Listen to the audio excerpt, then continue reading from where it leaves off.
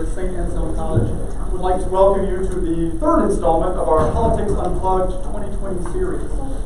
Stay Work Play, if you're not familiar with the organization, is a statewide nonprofit whose aim is to attract and retain more younger people here in New Hampshire. And we started Politics Unplugged in conjunction with the Institute of Politics as a means of allowing young people to engage with the presidential candidates, to ask them questions that are important to their demographic, and maybe kind of get to know them a little bit on a personal level, in kind of a casual and free-flowing way. We're about to get started here in just a moment.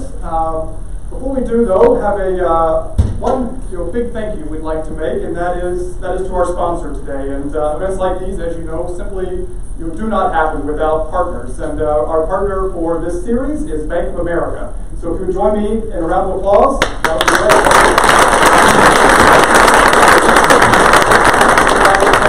Thank you so very much. Next, I'd like to introduce my co-moderator for today. Victoria Adewubi is a nonprofit and public health leader in New Hampshire.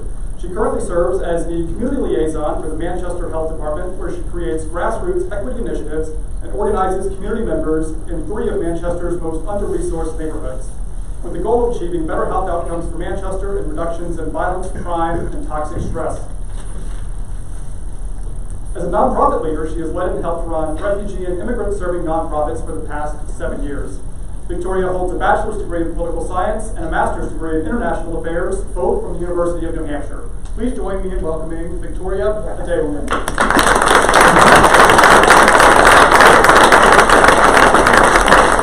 Thank you so much, Will. As always, we're going to have some fun today, right? Yes, it's okay. So you guys are all here for the main event. I'm so excited to introduce our featured guest, Congresswoman Tulsi Gabbard, first elected to Congress in 2012 and representing Hawaii's 2nd Congressional District. Congresswoman Gabbard is the first Hindu member of Congress and the first Samoan American voting member of Congress. You guys can give a She began her career in public service in 2002 at the age of 21 when she was elected to the Hawaii House of Representatives, becoming the youngest person ever elected in that state. A year later, she joined the Hawaii Army National Guard and in 2004 volunteered to deploy in Iraq, where she served in a field medical unit. In doing so, she became the first state official to voluntarily step down from public office to serve in a war zone.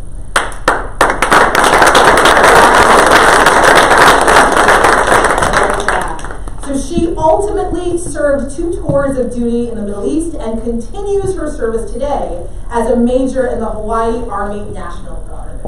A graduate of Hawaii Pacific University, Congresswoman Gabbard is now in her 4th term in Congress, where as a member of the House of Armed Services Committee, she is a strong advocate for veterans, our service members, and making smart strategic decisions that best secure our nation.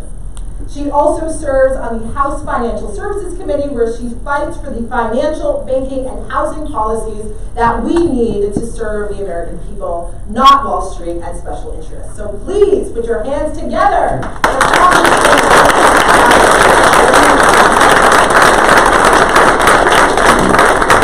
Thank you very much. You weren't joking, though. She really does bring the party. We try. I know I pick them.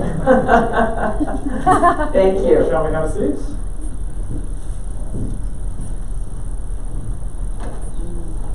Aloha. So quiet.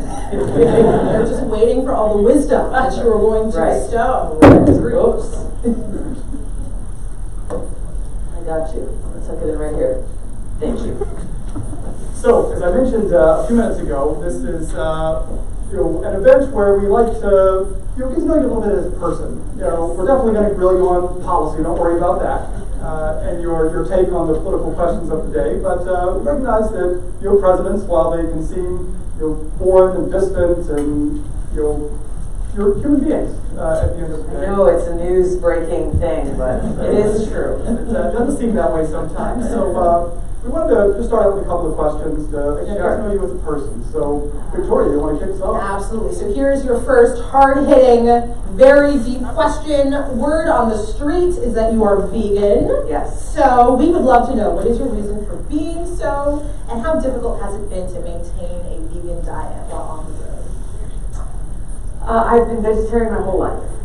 So I've never eaten meat before. Going through the Army, going through basic training, this was something that was unique. Drill sergeants had a hard time understanding. What are you talking about? You don't eat meat? I went to basic training in South Carolina, and so I had to explain a little bit about what my dietary constraints were.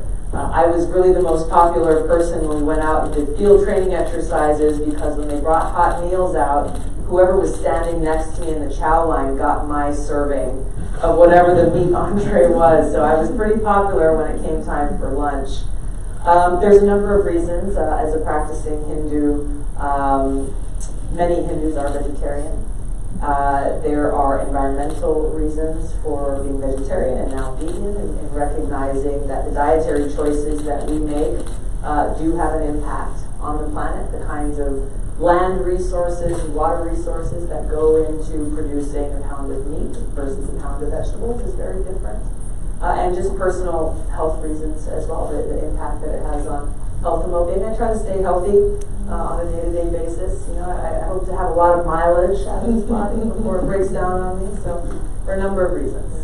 It is a little difficult to find really good food. I'm also a foodie. We end up oftentimes at Subway because it's dependable.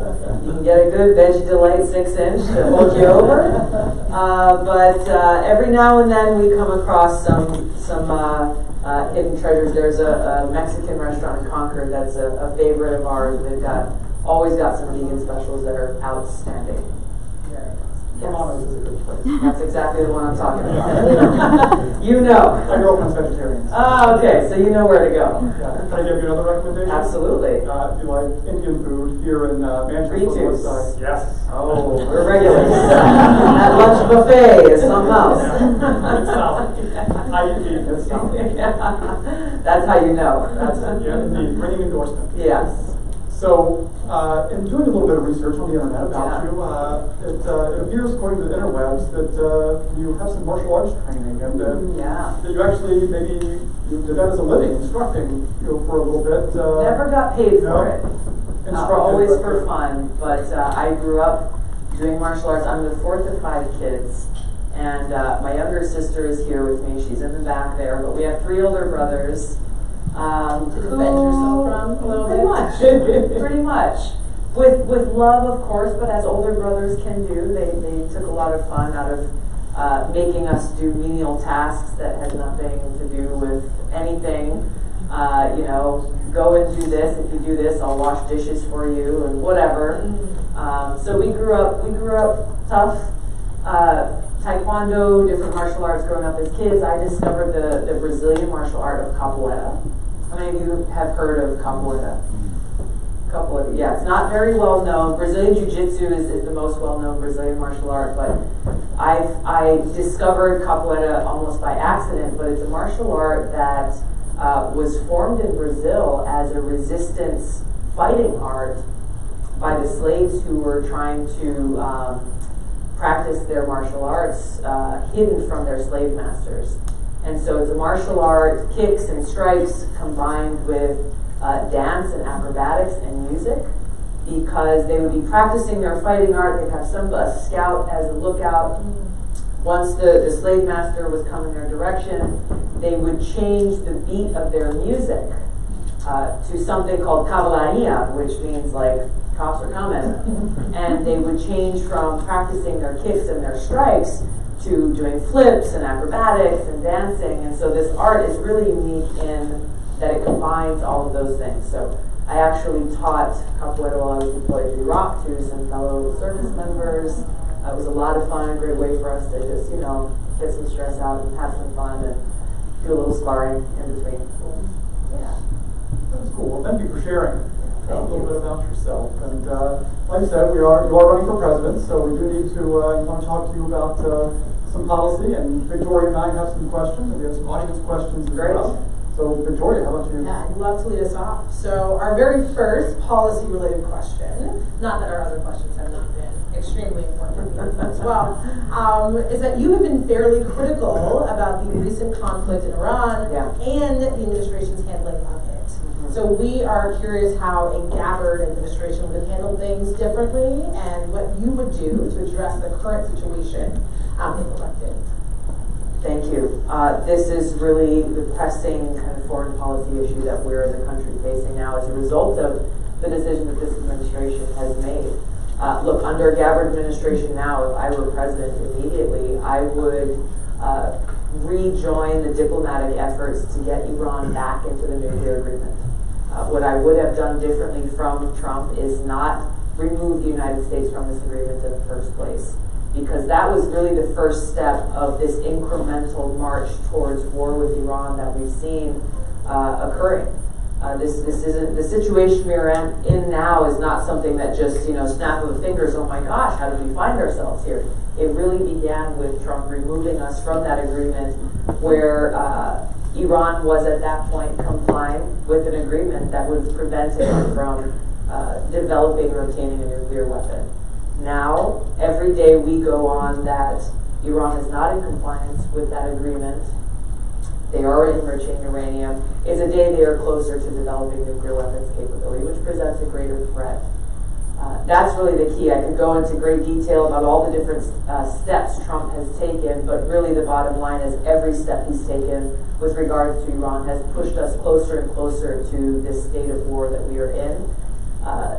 If we do not stop the escalation of this war, just we, all of us as taxpayers in this country, our servicemen and women, we have to be very clear-eyed about what the cost of going to war with Iran would be.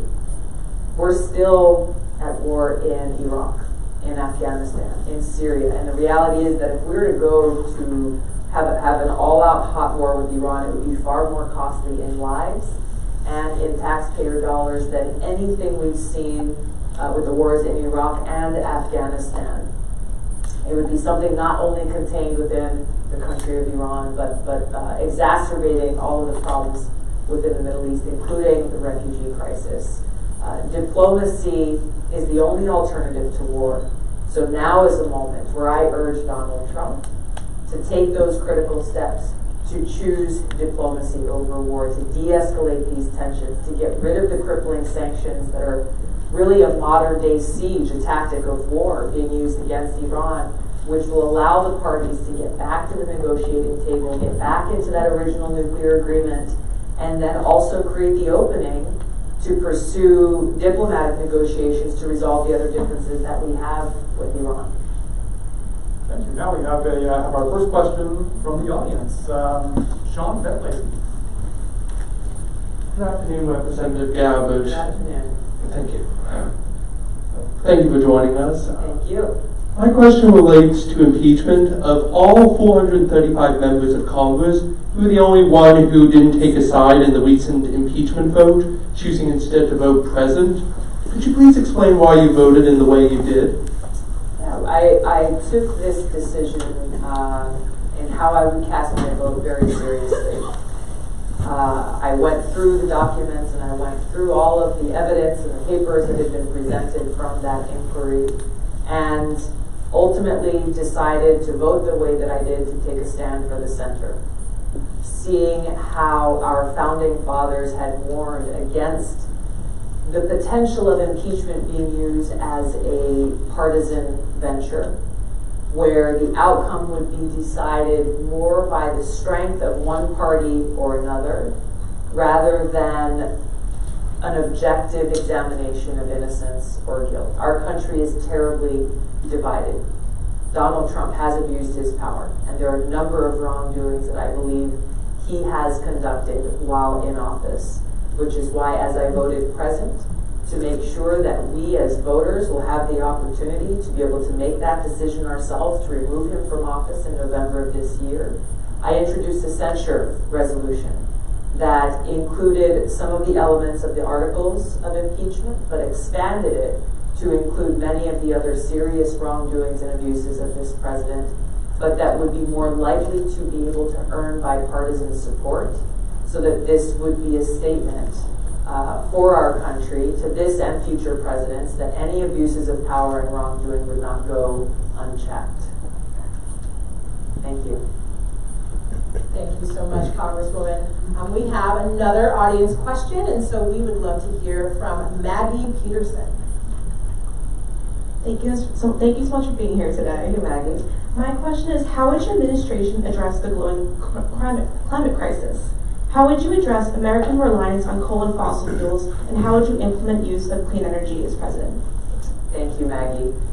This is something that, as you mentioned in your introduction, Victoria, I first got involved with politics because even as a teenager, I was really concerned about the environment, really concerned about clean water, clean air, making sure that the oceans that I grew up playing in and the mountains that I grew up hiking in, that these were spaces that we were preserving and protecting, not just for me as I'm a kid, but for all those who will come after.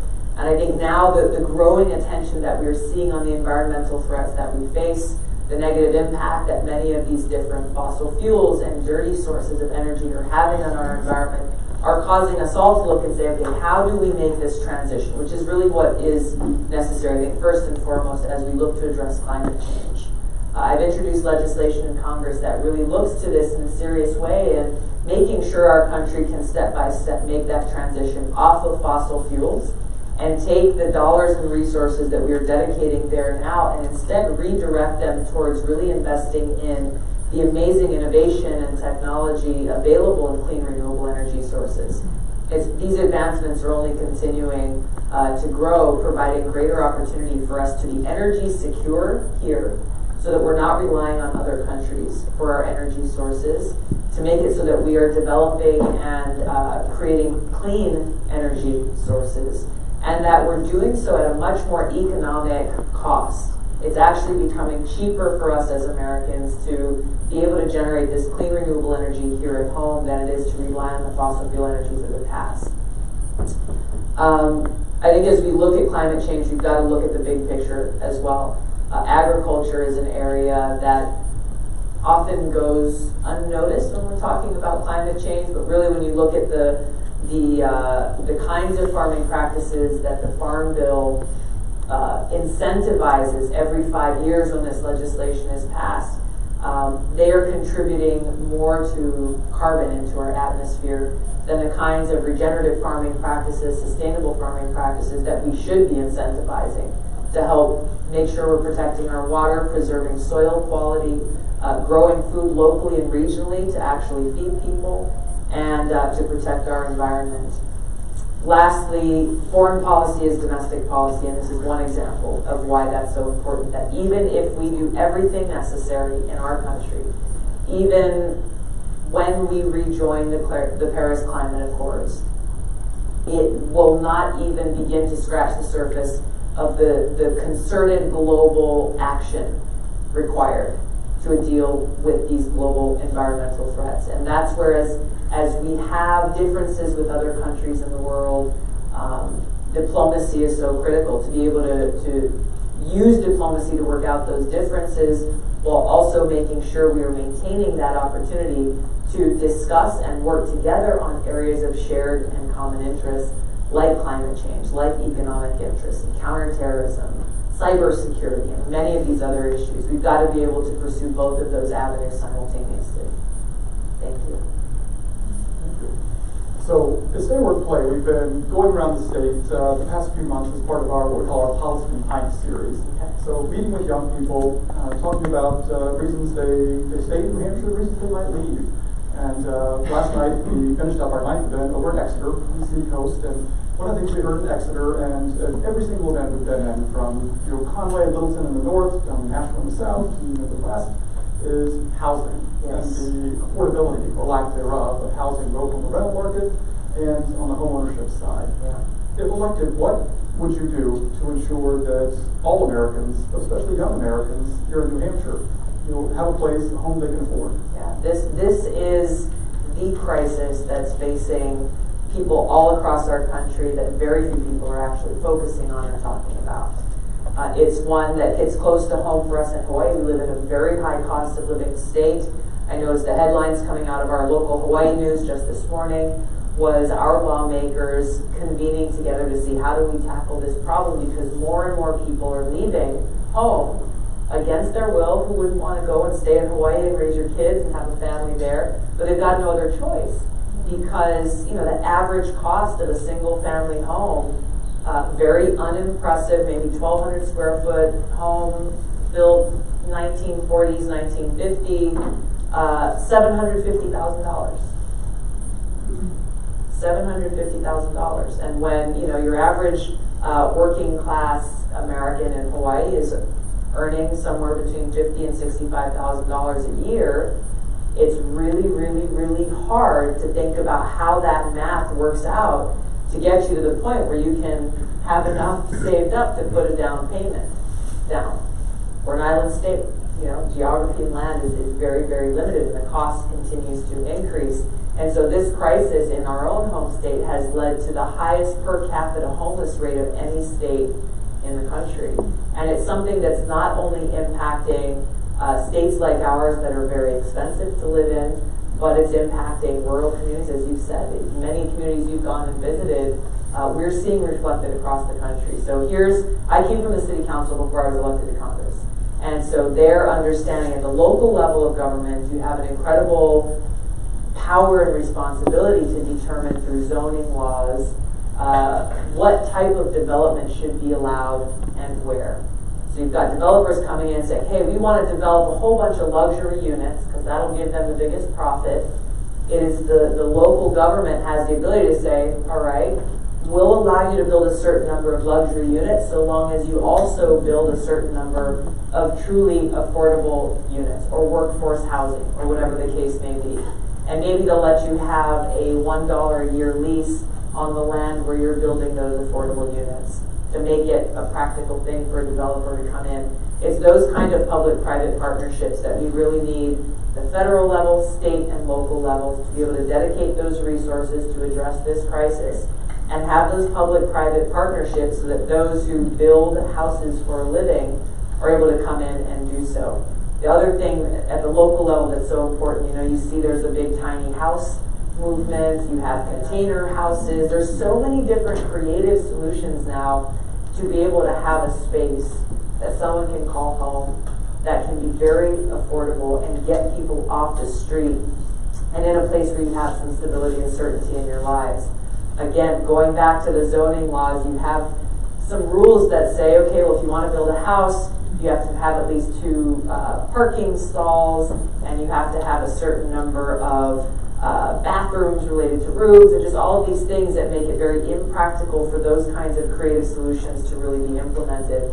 So we need leaders who are going to think creatively, to recognize the crisis that we're facing and dedicate those resources and building those partnerships to address the problem that is only continuing to grow. Yeah, and I love that you described it as a crisis. Because it is. If you think about crises that are impacting people in New Hampshire, we absolutely think about housing. Yes. And we also think about student loan debt, yes. right? So in New Hampshire, we know that we have among the highest in the country rates of student loan debt. And so we're curious, how would you address this? We are really thinking about this almost as indentured servitude, which really delays how young people are able to afford homes, start families. You can't disconnect the two issues. So connected. So what are your thoughts? I met a young woman who is going to school here in New Hampshire. She's studying to become a nurse. I want to say this was right around New Year's, and so she was home on break. We were in Hampton. And she just came in, we were talking with her family, her sister has a little small business there, and she came in and she said, yeah, I just came from the bank, and I was applying for my first credit card. And they turned me down. And they said, we don't have enough good credit. I said, I know, that's why I'm applying for a credit card, so I can start to build up credit. How many of you here know what this rock and a hard place is, right? You know what I'm talking about. And they said, well, okay, we understand, but the problem is you already have too much student loans for us to consider giving you even your first credit card with a very low credit limit. And so she's just like, what am I supposed to do now? And already, even while she's still in school, she's seeing the negative impacts of that. So I think there's a few approaches that we need to take. I think first and foremost, like with any problem, we've got to get to the root cause of it, because even if I were to stand here and tell you today, hey, look, anyone in this room with student debt, I will cancel it. I'll get rid of it all. That would be great for you, but what happens to your classmates who are graduating next year, or the year after, or 5 years later? That simply saying, well, we'll wipe out student debt across the country today doesn't get to the root cause of the problem, which is really getting us to answer the question of why is tuition continuing to increase year after year after year, but we're not seeing kind of the commensurate outcomes of saying that these graduates are paying more, but you're graduating and getting paid more in a job of your choosing. People are more often than not having to get jobs in a profession not of their training or choosing and getting paid less than they had hoped, which I think points to some really creative thinking about how do we bring down the cost of higher education? How do we best utilize technology and innovation to be able to expand the access to really affordable education? How can we increase programs that allow you to maybe test out of certain subjects and get credit for those subjects if you're already, knowledgeable or have a background? It's something I did when I went through school and was able to take these CLEP tests. And so you go, you take the test, you pass the test, there's 3 credits. That just saved you a whole bunch of money to have to go and take those classes. There's a lot of different options out there. I think we need to look to expand. I also think that we need to shift our focus as a society away from setting an expectation on every single person graduating from high school that you must go to college. Otherwise, you won't amount to anything. I think it's wrong. It's wrong, and it's needlessly burying people in debt that they don't know what to do with or why they're gaining it. So if you want to go and become an apprentice, go for it. If you'd rather go and immediately learn a vocation and get into a different line of work, awesome, go for it. If you're one of these amazing people graduating from high school who wants to, create a startup and get your own business running, amazing, go for it. We as a society need to change the expectations about what quote-unquote success looks like so that we're just best able to encourage the pursuit of opportunities for our young people without needlessly burying people in debt. So we're going to hop back to the audience now. Okay. For another question. Tyler Cullen is our next questioner. How would you address gun violence in America while still respecting the Second Amendment and America's deep-rooted gun culture? This is, unfortunately, I think one of the most polarizing issues in our country. That even as we're seeing this tragic trend of mass shootings coming up in different communities in the country and coming across our headlines, so much so that it's not quite as unexpected as maybe it was 5 years ago or 10 years ago. Yet this issue is still so polarizing where it is one part of the country pitted against another without any real dialogue or conversation happening between the two. I think even the headlines around this issue fail to recognize a lot of the deeper challenges that exist in communities who every single day are dealing with gun violence, are dealing with kids in Chicago walking to school and getting shot and killed, family at the dinner table in their own home being killed with a drive-by shooting. One of my colleagues in Congress who represents part of Chicago in her district told me a couple of weeks ago how they actually just had a headline that was surprising to everyone there, and that headline was not because there was another mass shooting. It was because it was the first time in many years that they had gone 48 hours without a shooting in their city. That was what made the news. That was what made the front page news in their city.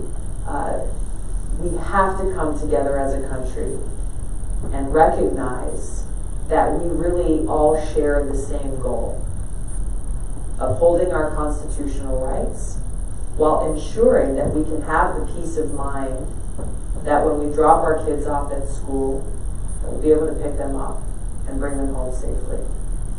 We've had some dialogue and discussion throughout my campaign and the town halls around New Hampshire. People who have really strong views about Second Amendment rights. You don't want anyone coming and taking my gun away. I understand that. But also the concerns that are coming from parents now who are increasingly really, really concerned about the safety and well-being of their kids and having to spend $250 on a bulletproof backpack for their second grader going to school. And what we're finding as we're convening these conversations is that when we get right down to it, there's more agreement than disagreement. It's really about what steps do we take as a country to help prevent more of this needless loss of life, to prevent those who are seeking to do harm to others, who have the intent of going and conducting one of these mass shootings, that they're not able to use a firearm in that tragic act. There are some pieces of legislation I supported in Congress that I think can help us move in that direction. You know, universal background checks, closing the Charleston loophole, directly dealing with the shooting that happened in South Carolina a few years ago. But I don't think anyone should be naive to think that just passing a piece of legislation alone is going to solve this tragedy in our country. So how we solve it, it's not something I alone will solve. It's not something that any individual has the magic answer to. It's only by us coming together as a country and really looking at what's happening in these communities. What's driving people to go and commit these horrific crimes, and then see what can we do as a community to come together to try to prevent more of this from occurring. Thank you so much, Congresswoman. So we have our final audience question, and so we would love to hear from Maxwell Bradley. Good afternoon. Thank you very much for coming. My question is this. If elected president, what steps would you take to limit or end mass surveillance? This is a really good question that doesn't get asked often enough. Civil liberties and privacy are enshrined in our Constitution, in our Fourth Amendment. I'm a co-founder of the Fourth Amendment Caucus in Congress. That is a bipartisan caucus because there are many of us who are deeply concerned about overreach, even within our own government, as well as in some of the big tech companies, into our personal lives and our personal information. I was as shocked as anybody else. I don't remember exactly what year it was, but I remember waking up one day in D.C. and seeing the headlines about how the NSA was mass collecting all of our phone records. All of our phone records. This doesn't make sense. The clear violation of our Fourth Amendment rights, that you don't have a warrant to go and collect this information, so what justification is there? So I've actually worked quite a bit in Congress on providing that check and balance and looking at this is not a choice between allowing terrorists to come in and attack our country versus upholding our constitutional right to privacy. I think that, unfortunately, is the argument that's often made is like, well, you have to choose between one or the other. That's not the case. I think this is the responsibility that our leaders have, is to be able to balance the two together. That there are legitimate tools that our law enforcement agencies and officers need, that our intelligence agencies need to be able to do their job to try to keep us safe. But it is not a blank check of allowing any and all forms of mass surveillance on any and all Americans without due process or cause. When we take that step, then we're giving up our own freedoms. And that is a direct violation of our Constitution. So I think making sure that we have leaders who understand this and who understand that balance. As a soldier, I understand very directly the need to protect our country. Like so many Americans, I was motivated by the attacks on 9/11 to decide to enlist. I hadn't thought about joining the military before. But I decided then that I wanted to dedicate my life to defending the safety, security, and freedom of the American people. So as president, I bring that background and understanding and taking the oath to our Constitution, to support and uphold our Constitution very seriously, and will ensure that the cabinet that I appoint and the leaders I appoint to these agencies also take that responsibility as seriously as I do and reflect that commitment to protect our Fourth Amendment rights and our rights as Americans. I think we have time for maybe one more question. Sure. I'm curious to know that I've seen that you announced that you will not be seeking re-election to Congress. Win or lose, Yes. this contest that you're engaged in right now. What was your thought process in that? It's you could have hedged your bets to you'll run again. Why not? Yeah, it really came down to having to make a very practical decision where I had to decide either I was serious about running for president or I needed to go back and to run for re-election in Hawaii. And I felt that I owed my constituents in Hawaii to be very direct about my intentions, as I would not have run for president if I wasn't serious about this campaign and seeing it through. And I wanted to make sure that they had the opportunity to have a real election, to be able to choose someone that they wanted to serve them in the 2nd Congressional District. As you say, yeah, I could have tried to hedge my bets. Hawaii has a late filing deadline. If this didn't work out, I could have said, oh, okay, well, this didn't work out, so then I'll go back to Hawaii. But I think more of my constituents then seeing them and this role as representative as a fallback plan. They deserve better than that. And so I wanted to make sure that as soon as I had made that decision, that I let them know so they'd have the opportunity to have a real primary election, general election, and be able to choose who they'd like to see next serving them in Congress. Thank you. Thank you. We have a ton more questions we could ask. You are running for president. That's a little bit busy, I understand. Yes. Pretty full schedule, so we want to respect that schedule. As we wrap up, do you have any closing thoughts? February 11th is quickly approaching. This is election day here, and I just appreciate so much as we're traveling across New Hampshire, town by town, the independence and the seriousness with which New Hampshire voters take your role that you have. Yes, as voters individually, but really as first in the nation and the message that you are choosing to send to the country. I will point to two things that I hope you take home with you. Number one is the unique experience that I bring to serve as Commander-in-Chief. We're seeing now with the decisions that this president is making how essential it is that we have a Commander-in-Chief who's ready to walk in and do that job on day one, who has foresight, who has understanding and experience in foreign policy and national security. I have that. I think this is something that sets me apart from a lot of the other candidates who are running for president. I've served now for my 7 years in Congress on the Foreign Affairs Committee, on the Armed Services and Homeland Security Committees, really deeply focused on these issues specifically.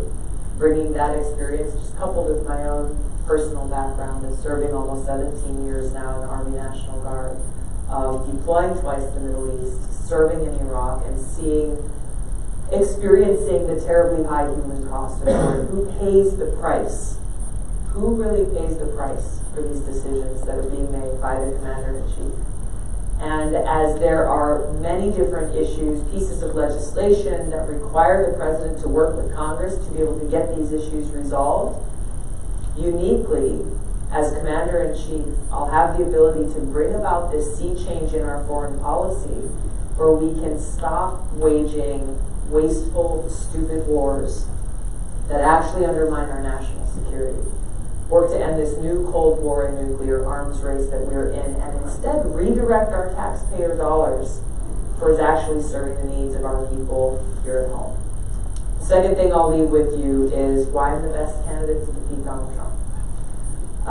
We are already building this incredible and inspiring coalition of people across party lines, Democrats, Republicans, Independents, Libertarians, people who voted for Trump last time, who are coming and joining my campaign, recognizing that, we'll agree to disagree on some issues, maybe even a lot of issues, that we understand how important it is that we come together, that we stand together as Americans, motivated by a love of country, rooted in our Constitution, our Bill of Rights, and this is the way that we heal the divide and that we actually begin to solve problems and break through the partisan gridlock in Washington. Building this coalition now is what will be necessary, yes, to defeat Donald Trump in November of this year, but even more importantly, to be able to start this process of doing the work of the people and ensuring that we have a government of, by, and for the people. Thanks for the opportunity to talk with you all today, and thank you both for having me here. I really appreciate it.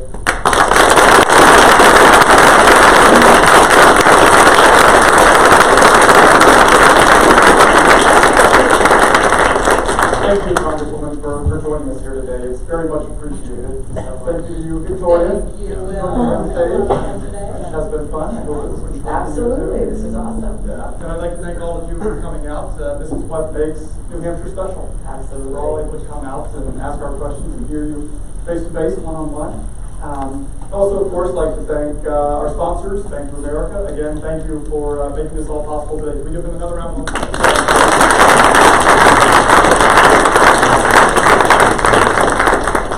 So with that, again, thank you all for joining us, and hope to see you again soon.